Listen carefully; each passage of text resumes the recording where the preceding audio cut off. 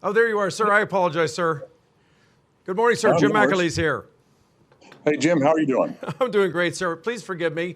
We're in the mosh pit. We stole this from the Tonight Show, sir.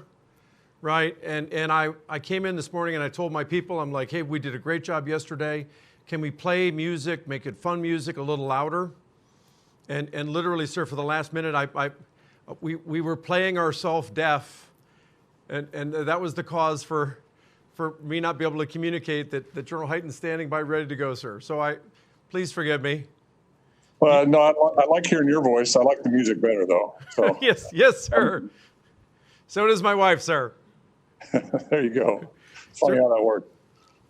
You have the floor, sir. Go right ahead, sir. Well, I guess, first of all, thanks very much, Jim, for allowing me to do this. You know, I get a lot from your newsletters, so I thank you very much for doing that. I get a lot from the emails that come out seemingly every day. I don't know how you can be so prolific and have so much data in your reports, but I very much appreciate it. So thanks for the opportunity today. I'm going to talk for about 10 minutes, and then I'll just turn it over to you and yes, sir. You guys for questions, and we'll talk about whatever you want. But I guess I'll start with the elephant in the room. As I tell you what, when I became vice chairman, I never could have predicted I would have spent the majority of my time fighting a global pandemic, and it has been a fight, and we're still in that fight. So it still takes a significant amount of my time, a significant amount of the leadership's time here in the Pentagon, and that has made it difficult to focus on some of the priorities that we thought we would be working as we came in here. But as we start to come out of it, we're starting to focus once again on the priorities, and we never really stopped. I think that's the amazing thing about the Department of Defense, and it's a really amazing thing about the Joint Staff, is that you can throw just about anything at us, and we take it, we figure out how to fight it, and we make a huge difference. So we have had tens of thousands of people deployed around the country, figuring out how to provide medical support, then vaccine support, just amazing guardsmen, amazing active duty members from all the services. So I want to make sure I recognize that. But I also know today, as we're here to talk about the budget, which we don't have, not a big surprise in a new administration, but nonetheless, we don't have, and to talk about the future, because that is what the budget is about, not just today, but about the future. So as we think about the future, I think it's important to note right up front that the nature of conflict and the nature of war is not changing. The things that create conflict, as far back as we can think, are the things that create conflict today.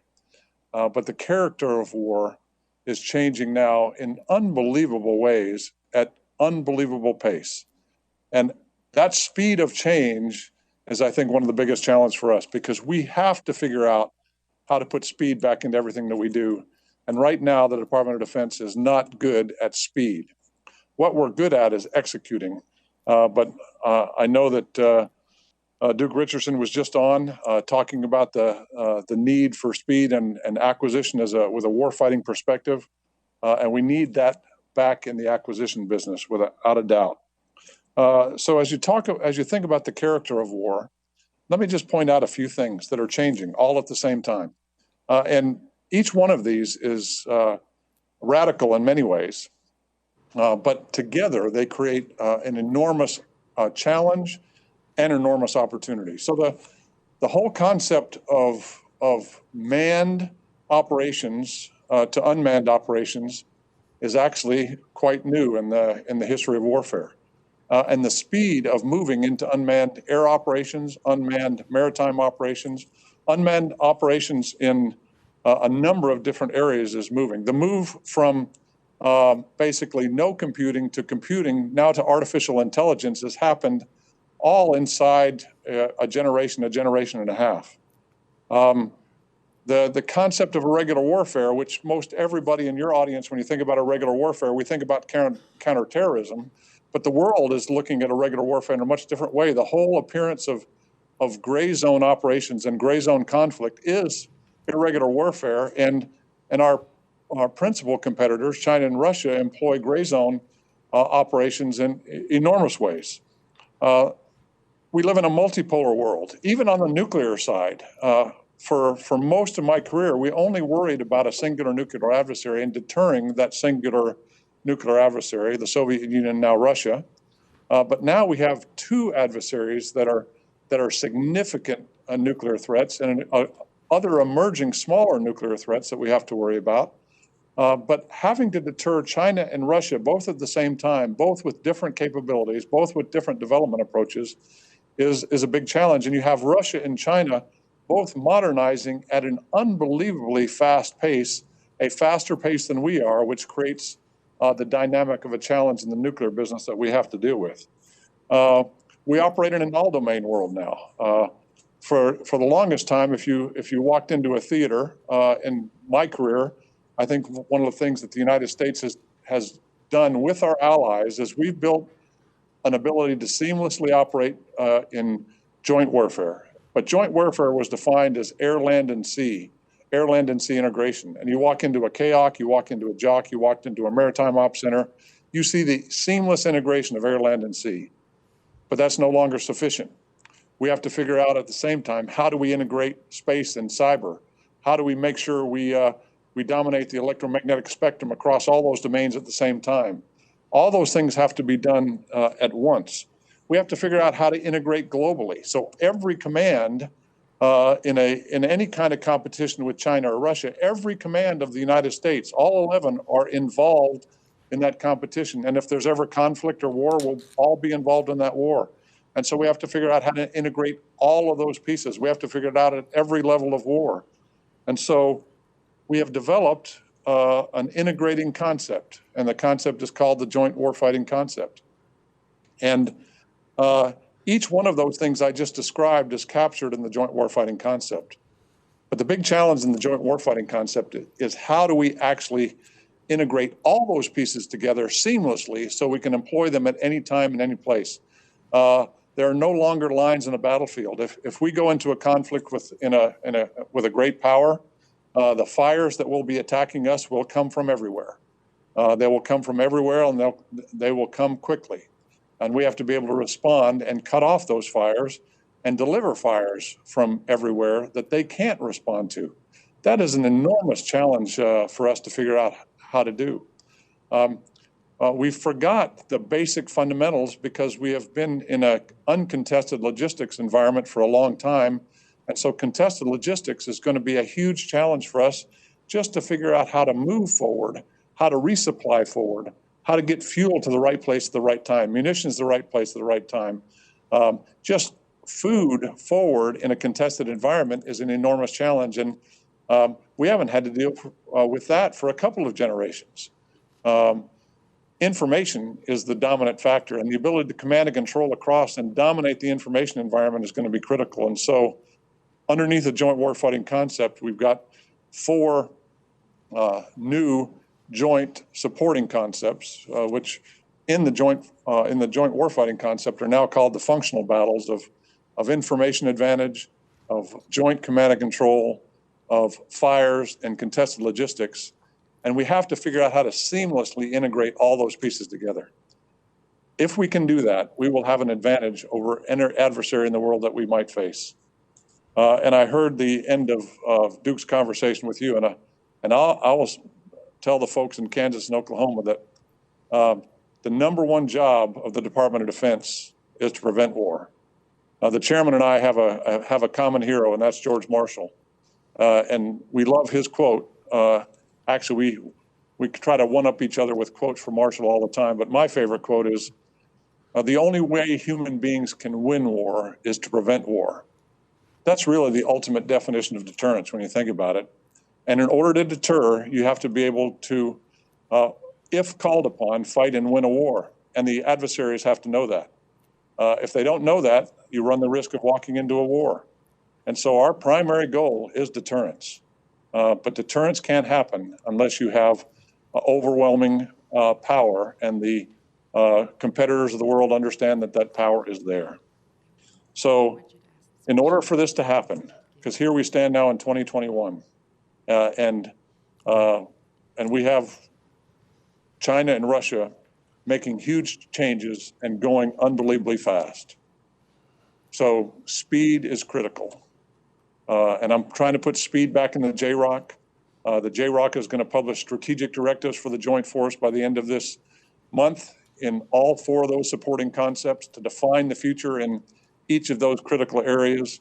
We're working with the department to figure out how to put speed and focused experimentation so we can drive to the future. We're working to figure out how to transition experiments quickly into operations. And the reason we're doing this is because the threat demands it. Everything I'm talking about is about the threat.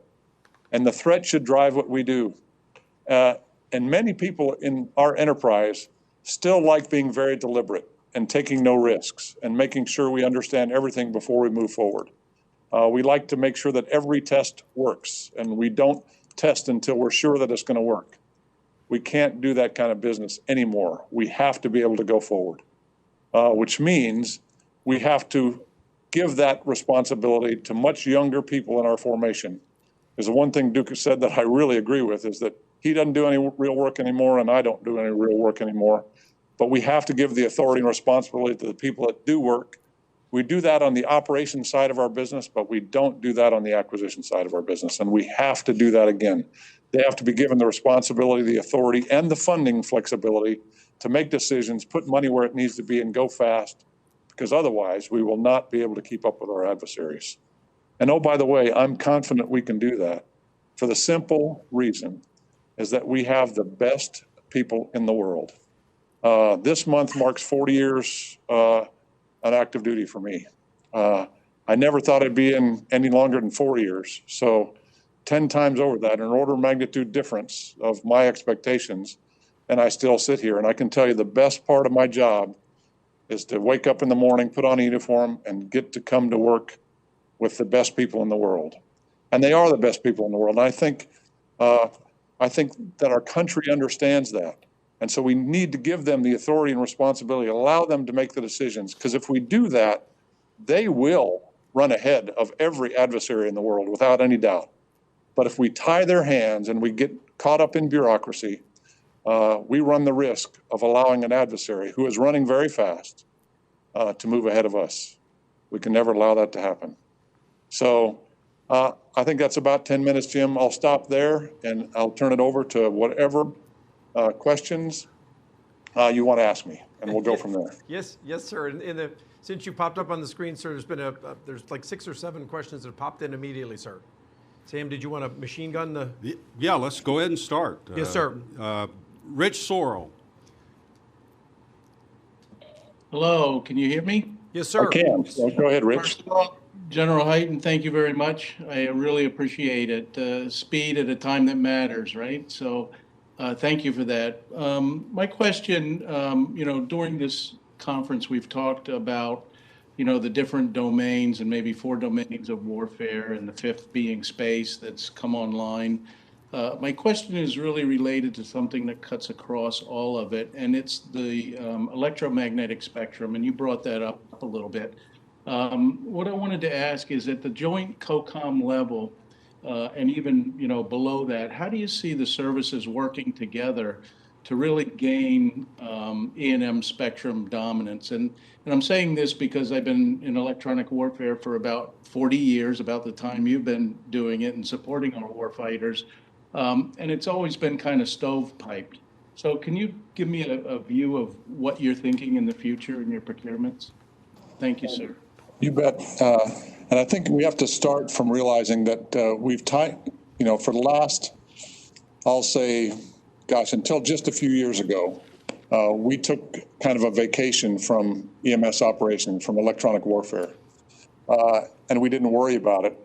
And we actually didn't build capabilities to deal with it, and we didn't train our warfighters to understand how to operate in it.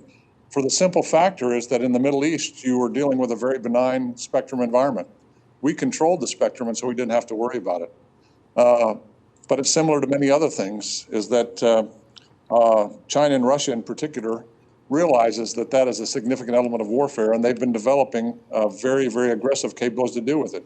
So we have to go back and reestablish that understanding, dominance, training, and capabilities to do that. I think we spent a couple of years, and I was involved in the debate of whether spectrum was a 6th domain.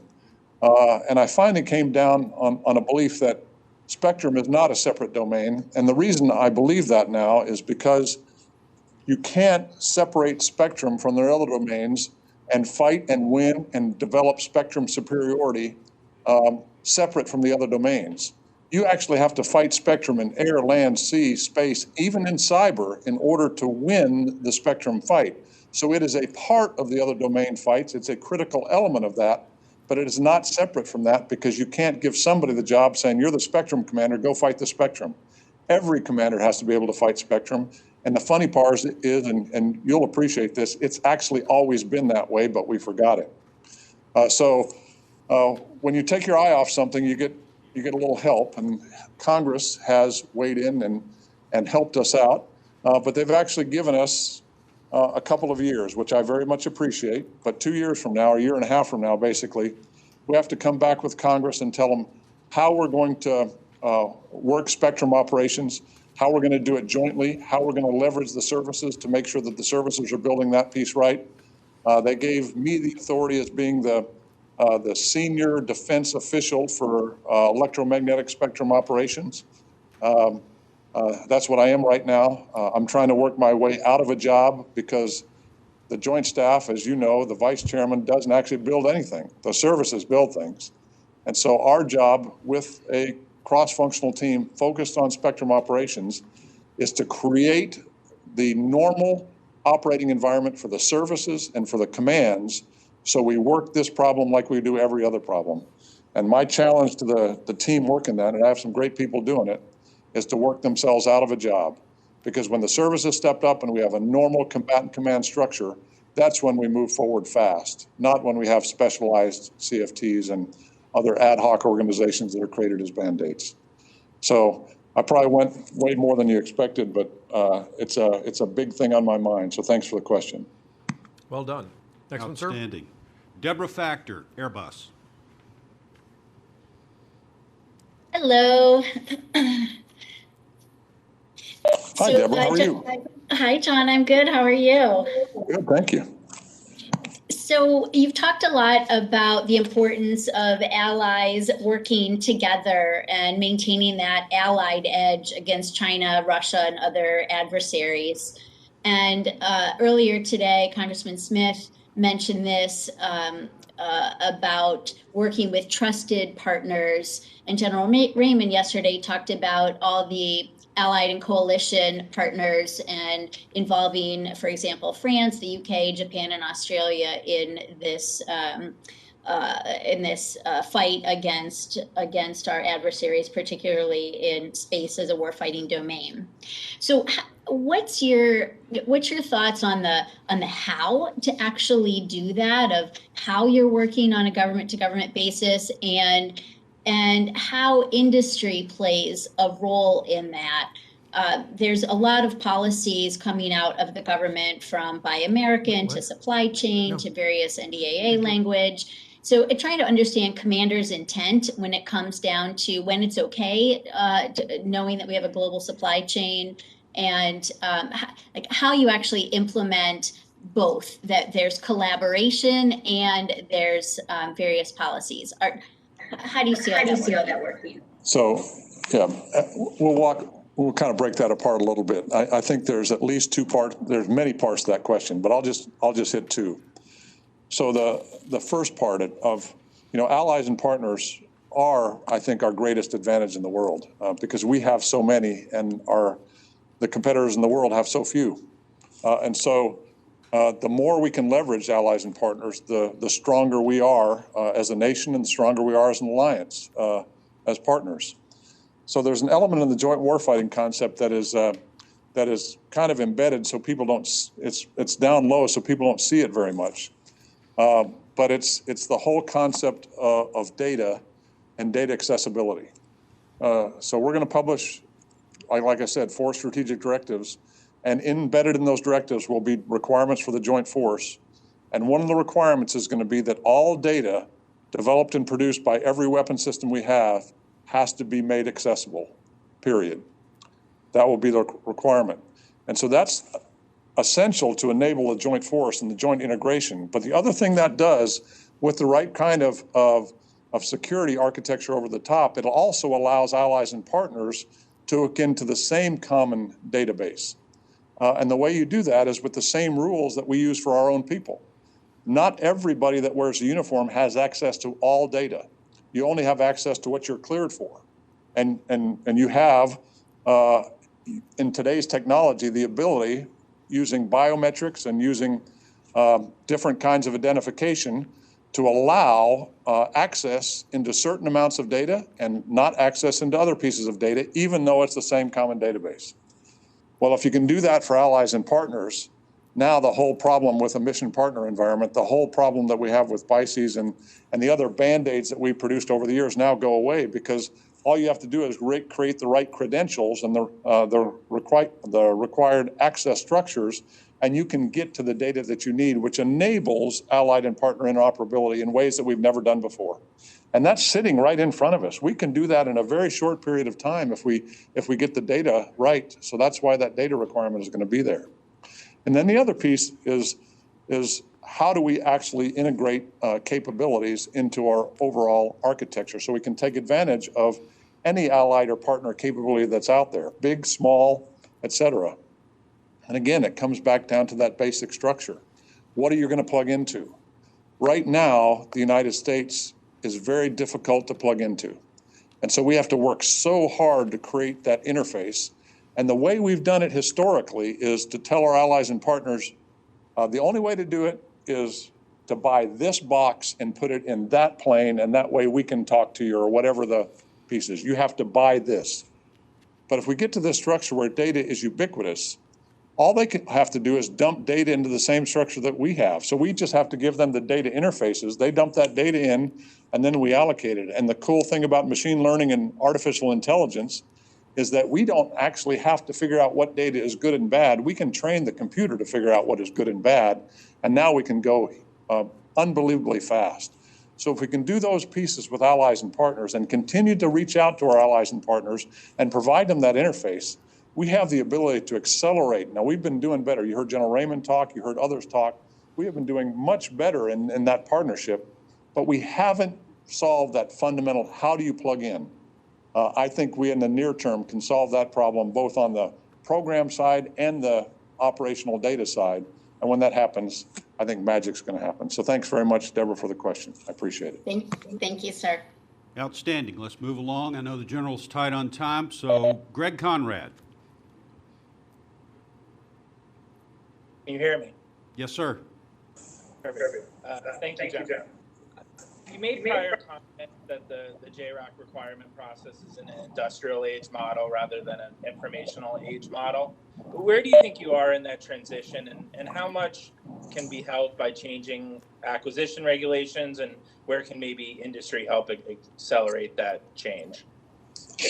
You know, that's probably a fair characterization, but it's actually not a characterization that I made. I actually made that characterization when I first got here. But then one of the strange things I did that I do whenever I get to a job is I actually pick up the law and the regulations and I read what we're actually supposed to do. And if you pick up Title 10 and you read what the JROC is supposed to do, it has a couple of very interesting statements. One of the most interesting is, and I'll see if I can quote it off the top of my head, is the JROC is supposed to identify new joint capability requirements based on advances in technology and new concepts of operation. That's a quote from the law, and that law is 20 plus years old. That is actually not an industrial age statement. That's a statement for all time. And how does the JROC establish new joint capability requirements based on new technologies and new concepts? We haven't done that. And so that's what we're going to do. And by doing that, we believe we will help enable the services to move fast, because we'll define the information requirements, we'll define the data requirements, we'll define how those pieces have to be done. And the advantage that services get from that is if we define them correctly, the services never have to come back to us in every program they have with interoperability requirements and an interoperability KPB, because we'll already have defined that up front. And so they won't have to come back every 2 years and ask Mother Way I. They'll understand that right from the beginning. That's how the JROC is attempting to enable speed by getting out in front of those joint requirements at the beginning, which the fascinating piece of that story is that's what Congress told us 20 some years ago, and we just have never figured out quite how to do. Now, as we do that this month, one way industry can help is we're going to publish strategic directives in each of those areas I described before. And since we've never done that, I can tell you that they won't be perfect. My hope is that everything that's in there will be correct, but not everything will be in there. And where we're missing things, we need the services, we need acquirers, operators, and industry to come back and tell us, you missed this. And if we did screw up something, tell us that we screwed that up as well. Because we are committed, that's me and the other vice chiefs of the services, are committed to making sure that we're nimble and quick in responding to changes in technology and changes in requirements. That's the only way we can stay ahead. But the goal is to enable the services to go fast, not put a roadblock in their way. So thanks. Over. We're down to about 6 minutes, sir. Go for it. Very good. Moving right along, Jamie Morin. Oh, Dr. Morin. There he is. Well, thank you. Morning, sir. Hello, General Hyten. Thanks for your 40 years of uniformed service and for all you're doing to lead in the Joint Staff right now. It is the point that Greg just brought up, I think, is one that warrants maybe even a little more pushing. And I wanted to ask you, as you look at that requirements process and you look at your statutory duties in the JROC, what are the specific areas where you see the greatest impact in adding that acceleration? What should outsiders, industry, Congress, other stakeholders be looking at as the measures of progress that you're making? And if I can, with a little bit of a related question, General Hyten, since you came out of the Air Force Space community and had a chance to command Air Force Space Command before moving to STRATCOM, as you look at the stand-up of the U.S. Space Force and all of the activity General Raymond and D.T. Thompson and the team there are doing, to what extent do you see them as a test case for new ways of interacting with all of the three major joint decision support processes, JSIDS, PPBE, and acquisition? So I wish we had a beverage and an hour or two to go through that topic, but since we don't, I'll try to hit both quickly. So the first of all is, how do you measure it? So I described the overall concept, and I think the biggest issue is data standards. Now, standards are not the traditional standards that the department thinks about, which is put it in this format and everybody will be in this format and then we can use it. It's just having a standard approach to data so you can understand what the data is. But we don't mandate what people structure their data beyond the ability to understand what that data is. But once we get into that, how do we measure everything in those four supporting concepts? So one of the not challenges, because I gave it as a directive to the teams. And oh, by the way, when you think about a JROC team, people think that's a joint staff organization. A JROC team is not a joint staff organization. A JROC team is the joint staff plus the services. In many cases, we have OSD involved, especially on the technology side, because we don't have a lot of technologists, at the both at the vice chief level or in the joint staff level. So what I've tasked them to do and what they have done is they have had to add at the end of every strategic directive measures of effectiveness to define how well we are doing as we go through this, that take all the elements of the requirements, and they are requirements, they're just broader than the typical requirements you see in a CP, a capability production document or a capability development document, but they are requirements. And then they break them out and say, okay, how do we actually measure that to see how well we're doing? That has been a significant challenge. So when you see the documents, feel free to comment on the measures. because you're right. If you can't measure it, you don't know how you're doing, and you won't be able to explain to yourself, much less the board of directors across the river, who number 535, who have a significant voice in this process. So we have to be able to measure it.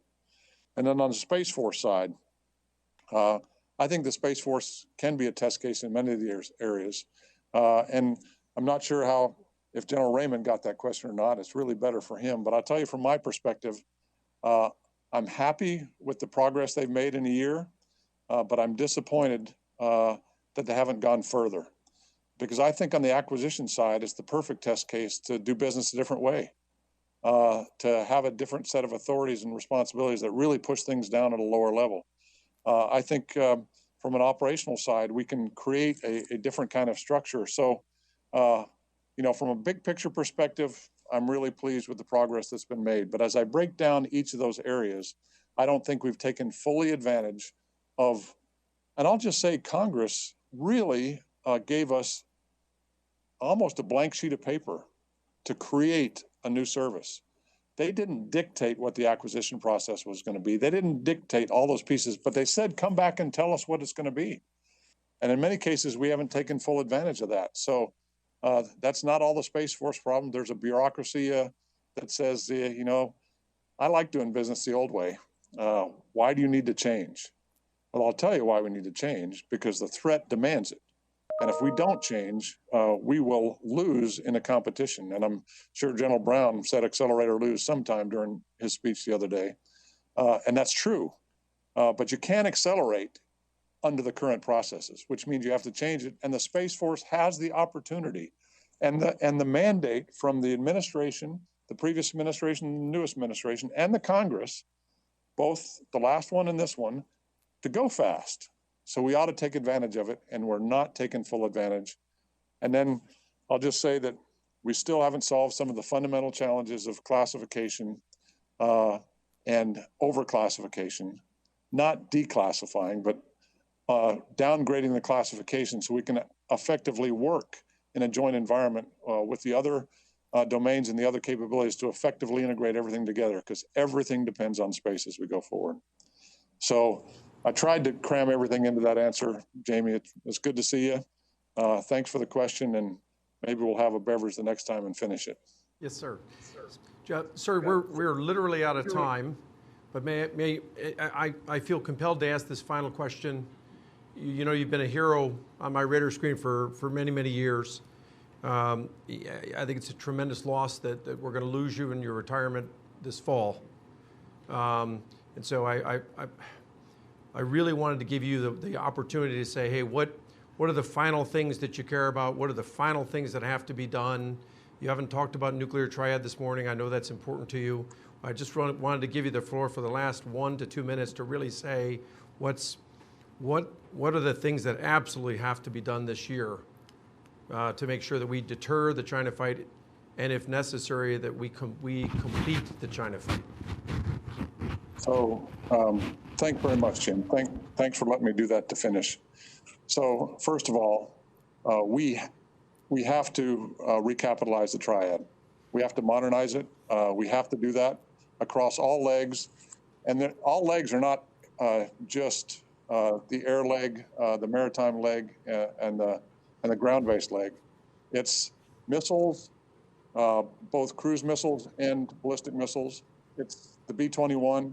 It's the Columbia, but it's also the command and control and the weapons infrastructure that goes on top of that, because they're all aging out. Our nuclear weapons designs are decades old. Some of the critical components in our weapons are over half a century old. We have to modernize those capabilities as we go forward.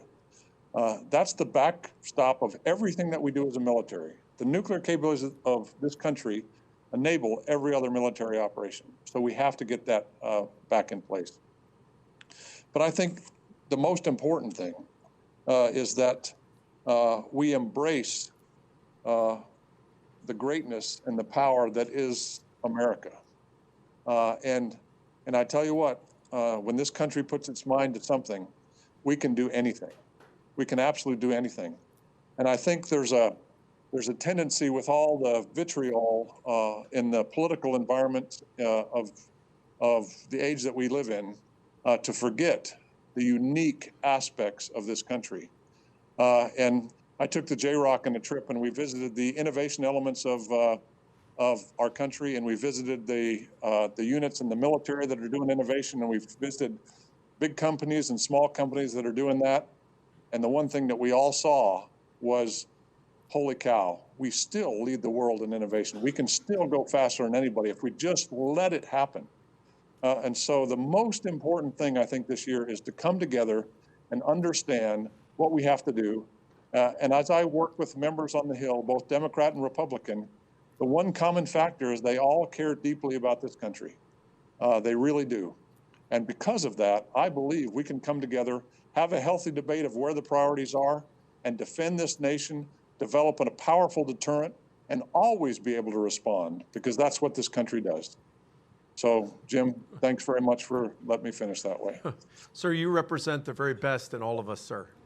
Thank you for being you. Thank you, Jim. Good seeing you. Thank you, sir. And introduce General McAleese.